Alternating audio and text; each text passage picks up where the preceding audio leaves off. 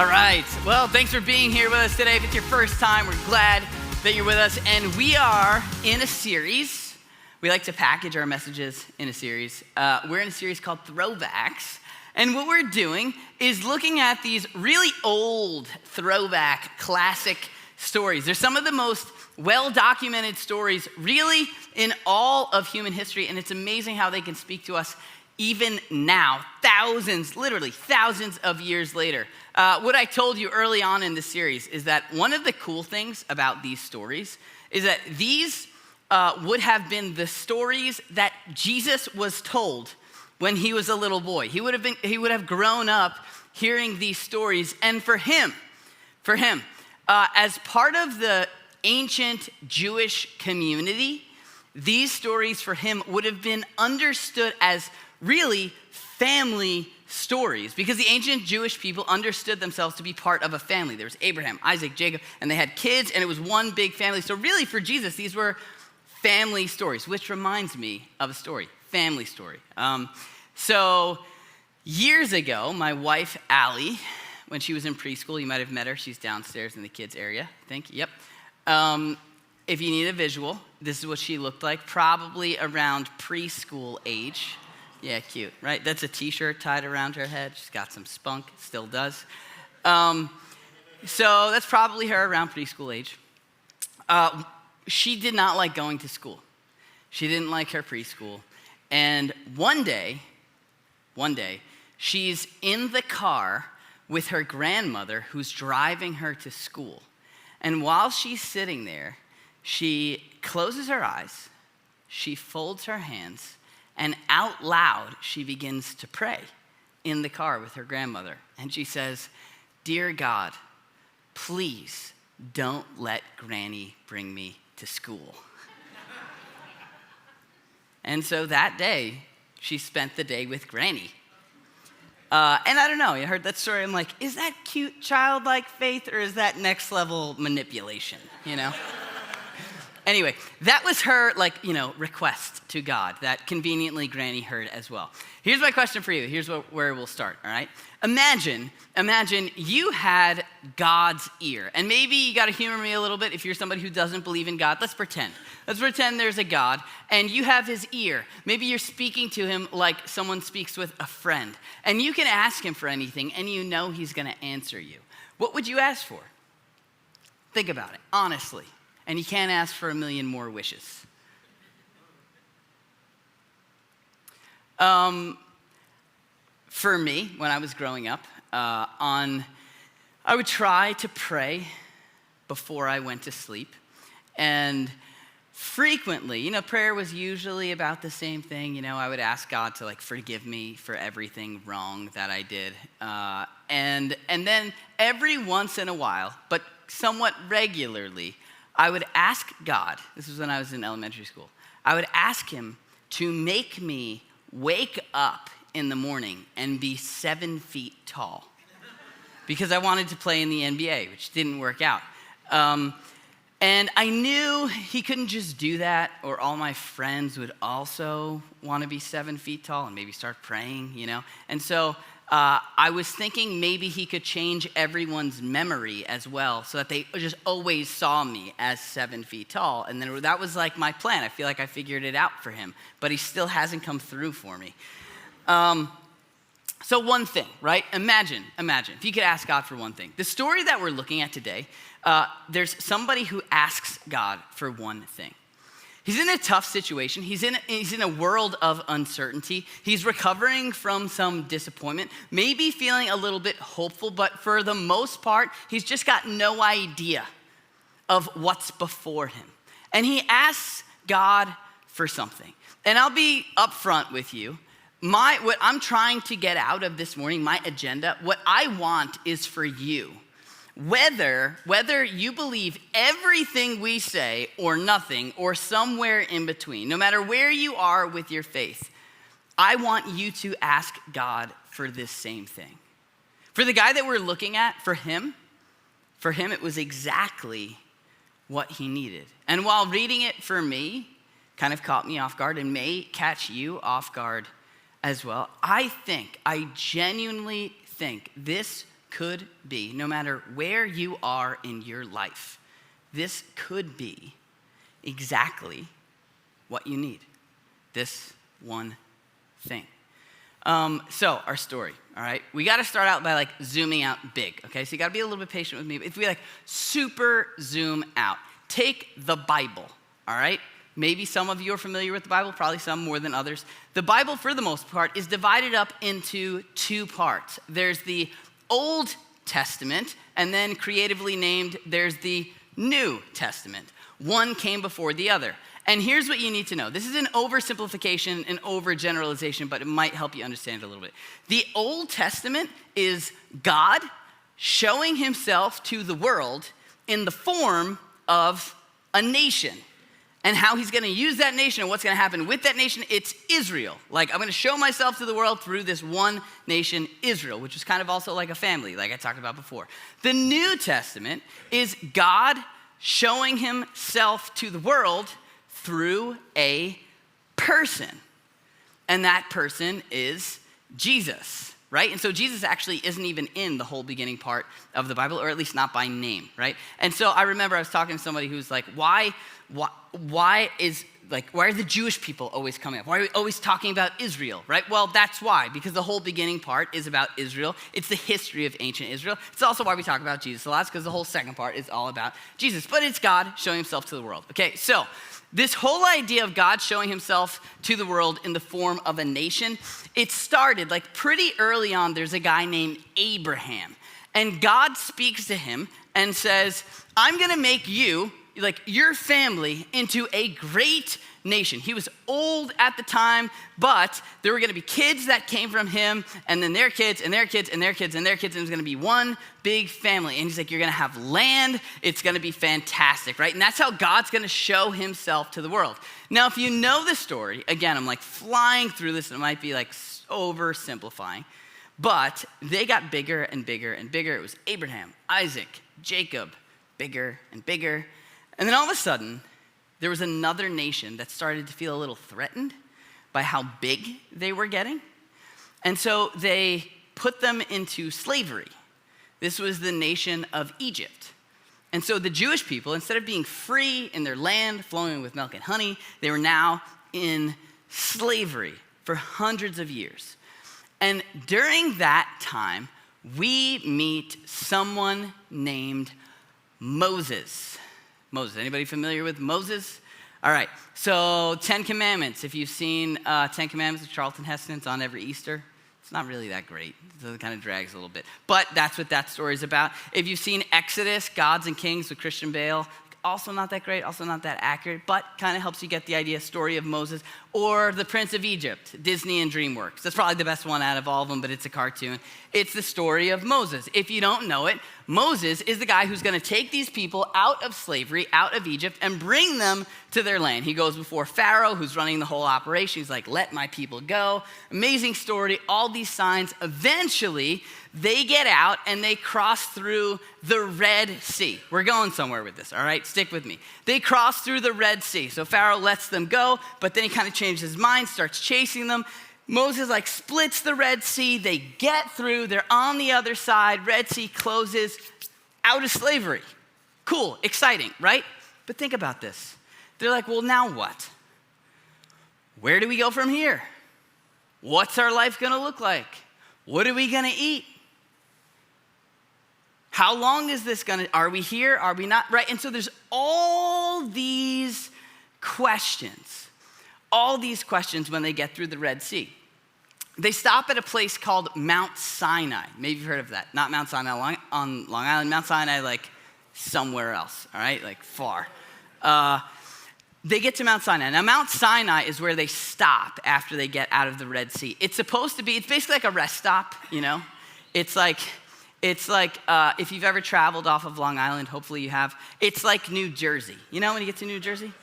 Yeah, Mount Sinai is like New Jersey, which is probably the most insulting thing anyone's ever said about Mount Sinai. Just kidding. New Jersey's great. We love New Jersey. Great rest stops. All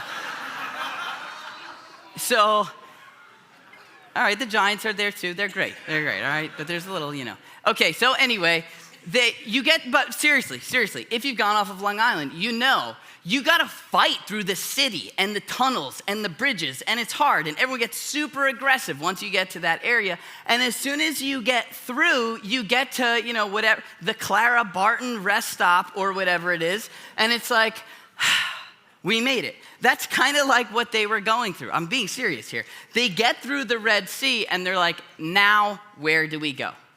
Now what? We gotta figure out what the rest of this journey looks like. And so Moses, who's leading this, starts meeting with God in a tent. And apparently in that tent, he's speaking to him as a man speaks with a friend. And this goes on for a while. And there are some ups and some downs. It's where we get the 10 Commandments during this whole process. It's also where, if you know the story, they created this golden calf and started worshiping the golden calf. So there were some ups and downs, but eventually in the tent, God says, all right, it's time to go. It's time to take you to the place that I told you I was going to take you to. And this is where we run into his request, the one thing he asks from God. Now think about this, really. Imagine you're Moses, and you've got not a few people. Like, this isn't dad driving the minivan. This is hundreds, thousands of people that are like, where are we going? And he's got to lead the way. He's facing a world of uncertainty. This is a picture of what faith looks like in uncertainty. And he asks God for a few things, but the thing that he asks God for, that this story is most known for, is the thing that I think might catch us off guard. Ready? Here's what he says. He says, now show me your glory. That was the thing. That was the thing. Now, glory is one of those words that's kind of gotten lost in the church world. Some people think glory and they think light, like shining. What is he asking God to do? Shine? We talked about this a little bit in our Buzzwords series. Some people hear the word glory and they're like, oh, you got to glorify God, give God glory. Okay, so what are we giving him? What does that actually mean? Someone's glory is the essence of who they are. It's a picture of what they're like, the core of their being. Anybody ever watched This Is Us? I think I've asked this before. Yeah, it's a tough show. It's over now, though. My wife was really into it. I stopped watching it after the first season. If you don't know, they just destroy your emotions in that show. They just try to make you cry every single time. If you ever come to my house and my wife's crying, it's because she was watching that show. And there's this dad in the show. His name is Jack, and I like this guy. He's a pretty likable guy. He's not perfect, but he's imperfect, just enough imperfect that he's perfect. You know what I mean? The right amount of imperfect. He always says the right thing to his kids, usually while an acoustic guitar is playing in the background, And he's a great dad. But there comes a point in the show, if you know, in the first season, where he goes running into a burning building for the good of his kids, out of love for his kids. And that is when you see his glory. That's when you see the essence of who he is. And so what Moses is saying here is, I need a better picture of what you're like. I think we take for granted, Moses did not know much about God at this point. He really didn't. And so why? Why? Why didn't he ask for safety? Why didn't he ask, okay, how long is this gonna take? Who's gonna help us? There's a million things he could have asked for. Why? Why would he ask for God to give him a better picture of what he's like? Think about this. And you know this, right? If you've ever had a friend, if you've ever been in a relationship, Moses is in a position where he has to trust God.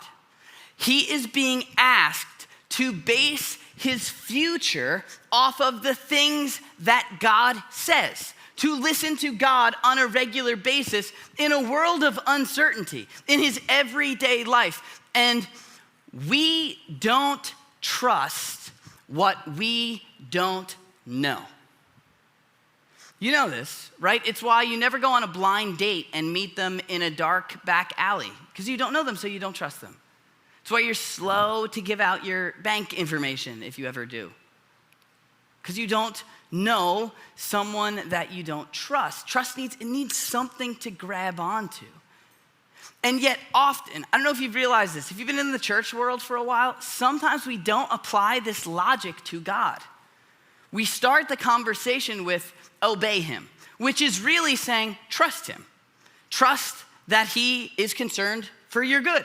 And we just starting from nothing to just trust him. It's like saying trust that person you're going on a blind date with. I don't know about you, but this is how I experienced it, where I was being told to trust someone I really didn't know, and it was hard, and I felt guilty because I couldn't quite trust him. But if I'm being honest, it was really because I knew very, very little about him. And maybe you've gone through that too, where someone says, oh, you just gotta trust God, trust God. And it's like, but why? I have no experience with him. I don't really know what it's like. I don't have anything to build that trust on. How am I supposed to do that?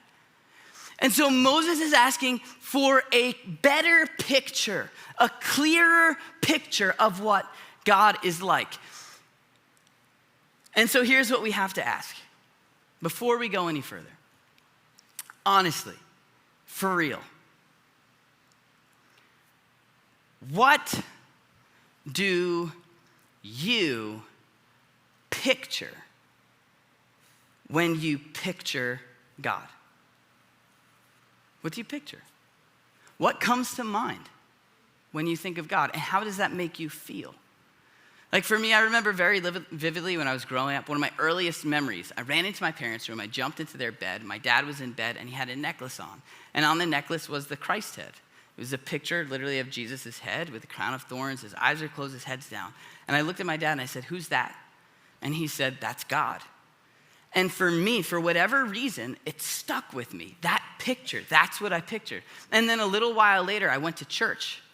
And in the church I was in, there was this cross in front of the room, and there was that same guy again. I saw the same face with the same expression and the crown of thorns, and he was on the cross. I actually turned to my mom during the service, and I said, why is God up there on that lowercase t? But that was my picture of God. And then as I got a little bit older, I was told that there were some things I should do and shouldn't do because of God. And then we would return to that place, the church, when somebody would die. And I was told that they would either go to a really good place or a really bad place, and it's God that decides. And so that was what I had, to trust him. Based on what?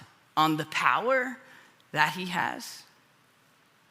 It was hard to grab onto something that I could trust.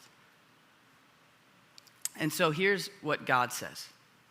He gives him this picture. In fact, God, when he asked me, he says, show me your glory. Show me what you're like. Show me the essence of your character. He gives him a picture. And we don't know exactly what this looks like, but God basically said, okay, I'm going to put you in a place and you're going to see part of who I am. Not the whole thing, but in part. You're going to get an idea. You're going to get a picture of what I'm like. And then he passes before him, and again, we don't know exactly what this looks like, but we end up with an explanation. And here's what it says. It says, he passed in front of Moses, proclaiming, the Lord, which is actually not what it says in the original language. It's his name. It's Yahweh, Yahweh. The compassionate and gracious God, slow to anger and abounding in love, or some translations say loyal love, steadfast love, and faithfulness. This is the picture. Now, I don't know about you, but I hear that, and I'm like, okay, that's nice. It's like a bunch of nice words, like just nice, loving, good, like none of that really mind-blowing. But what God is doing for Moses is actually giving him some very vivid language. This word here for compassion, it comes from the same word that means womb in the original language. And was used to describe the way a mother cares about the child of her womb. It's a vivid picture. It's this deep, enduring, aching, like I want what's best for you, mama bear kind of love. Now, I remember when my daughter was about to be born, my wife, we were having a conversation, and maybe this is, kind of out there. I don't know how we got here, but at some point, she looked at me and she said, you know that if anything were to happen to me during the childbirth process, and I couldn't respond, and you had to decide between me or the baby, you know you'd have to choose the baby. And when she said that, first of all, the idea of that was terrifying. But then also just thinking, how could you care so much? There's this instinctive, aching want for the good of that child that has nothing to give you, that child that is going to keep us up for longer than we expected, right? Who's just going to take and take and take, and yet all we want to do is give and give and give because we want so badly for their good. And it's as if God is saying, that's picture number one. You want to picture what I'm like? You picture that enduring, aching kind of love. Then he goes on, he says, gracious. Gracious. We did a whole series on this word. It's not fair, it's favor. It's the idea that God looks at you with favor. If you could be his favorite and it didn't mean anything negative for anyone else, that's how he would feel. It's this idea of delight, just generously wanting to give for you, for your good. The picture for me, I think of my grandmother. She just always wanted to give me stuff. One time she heard me say I wanted Captain Crunch peanut butter. She was out, gone. Captain Crunch peanut butter in the house next day. And then the roof of my mouth got all cut up, but that's Captain Crunch, that's not her, right? And so it's just this desire. In fact, I would tell her good news sometimes. I'd be like, oh, Graham, I made this team and whatever. And she wouldn't understand what I was saying, and she would just go, is that what you wanted? And I'd be like, yes. And she'd be like, oh, good. Just doesn't even care, just wants to give everything for me. Gracious, that's the picture of gracious. Slow to anger, he says. Now, I don't know about you, but I hear this, I'm like, oops, we hit a speed bump. I'd rather no to anger, or can we just leave it out completely? Why do we got to go there? Just keep it all niceties. But think about this. How good would God be if he never got angry? How could a mother deeply love a child without ever getting angry? It's part of God's love and justice. It's not inoffensive, oh, you didn't do what I said and that bothers me because I don't want anyone to offend me and my power because I'm big and you're small. It's out of a deep concern for the good of people. But he's patient with it. My son, he is intense, just 100 miles per hour all the time, or 0 and sleeping. And he just goes for it in life in general. And a few years ago, we were at my parents' house, and I had gotten in the pool. He doesn't know how to swim. He's, at the time, probably 4 years old. He just comes running and jumps in the pool. And I grab him, and I'm like, okay, Logan, great. You can't do that. You need your swimmies or your puddle jumper or whatever it is, but you can't do that. And I took him out, and he looks at me, and he laughs, and he jumps again. And I was like, Logan, you can't do that. And I started to get angry. And I put him on the side, and he looked at me again, and he jumped in, and I moved out of the way. Because I love him. I picked him up eventually. Right? The picture, when God's anger is directed at us, often the exact language, and if not the language, the idea is that he gives us over to what we're going after. It's like holding you back by the shirt, no, no, no, okay, fine. But it's not some vengeful, insulted, offended anger. It's out of deep love, not to watch you drown, but out of his concern for us. And then he says, loyal love or steadfast love. This is a love, a deep, enduring, committed type of love, even to the point of sacrifice. It's a loyal love that's in there with you. I was talking to my aunt not too long ago, and one day she was in her garage, and the big garage door was open, and she was coming out of her house through the door from the house to the garage. And she opens the door, she shuts the door behind her, and she turns around, And right in front of her, there's this huge husky, a big dog. And the dog is barking. And she doesn't know the dog. She like in the moment is extremely uncomfortable. Doesn't know if it's good, bad, but she just sees this dog that's big, loud, and aggressive. And she's terrified. She said, all of a sudden, it was like out of nowhere, her dog, Xena, came flying into the garage and just stood horizontally between her and this dog and refused to move. Like, didn't look up or look the dog in the eyes, because when two dogs look each other in the eyes, it'll turn into a fight. But it's as if the dog was like, I know what you need, and I'm willing to stand right here, to the point of sacrifice. Didn't move. She's like, my relationship with my dog changed that day forever because I saw what she was willing to do. That's the picture of loyal love. The picture. Love that will stand in between. And this last word, faithfulness, it has this idea of being reliable or true. It's a picture of a rock. It's something you can build your confidence on. This faithfulness, to say that God is abounding in faithfulness, is to say he can be trusted. He's worthy of your confidence. In fact, it's kind of like the thing that holds this all together. Because he is all of these things, you can trust him.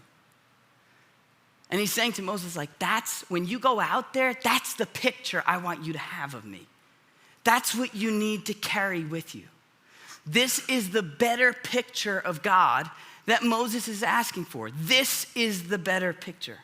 Compassionate, gracious, slow to anger, and abounding in love, loyal love, and faithfulness.